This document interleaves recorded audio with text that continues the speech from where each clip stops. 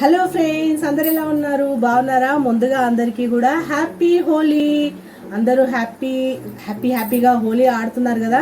మరి ఇలాంటి సందర్భాల్లో మామూలుగా అయితే అందరూ కూడా టిఫిన్స్ పక్కన పెట్టి, వంటలు పక్కన పెట్టి లేడీస్ ఆడుకునేది ఉంటే మాత్రం అట్లనే ఉంటుంది. కానీ నేను అట్లా కాదండి. ముందుగా మార్నింగే నేను స్నానం చేసేసుకొని వంట స్టార్ట్ చేసేసిన. ఆల్రెడీ టిఫిన్స్ కూడా చాలా పెట్టేసిన అనమాట. ఏంటంటే మా పిల్లలు ఆల్రెడీ నేను అన్నారనమాట, మమ్మీ రేపు హోలీ ఉంది కదా, నేను చక్కగా హోటల్కి వెళ్ళి మంచి తిందామంటే, సరే వీళ్ళకి ఎందుకు హోటల్కి వెళ్ళడం ఎందుకు బెటా, నేను మంచిగా వడలు చేస్తా అంటే, లేదు వడ అంటే ఒకటే ఐటమ్ చేస్తావు కదా, అదే మనము హోటల్లో అయితే వెరైటీగా ఏది కావాలంటే తీసుకోవచ్చు అని అన్నారనమాట.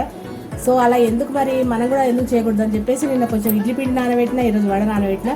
సో మరి ఇడ్లీ, వడ, సాంబార్, చట్నీ ఇవన్నీ కూడా ఈరోజు చేస్తున్నానండి.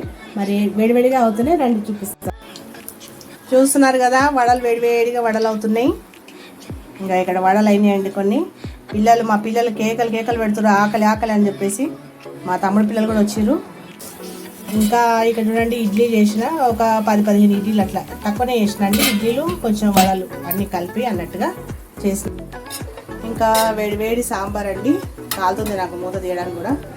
సో వేడివేడి సాంబార్ చేసిన. So idli, vada, chutney, sambar hotel items లాగానే చేసుకుందాం నాన్న, మనం కూడా ఈరోజు 2 ఐటమ్స్ తోటి మనం బ్రేక్ఫాస్ట్ చేద్దామని చెప్పేసి చేసిన.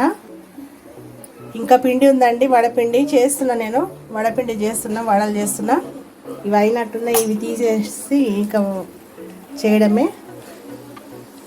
మరి మీ బ్రేక్ఫాస్ట్ ఏంటి? హోలీ రోజున మీరేమైనా స్పెషల్స్ చేసుకున్నారో నాకు ఖచ్చితంగా కామెంట్ చేయండి, ఓకేనా?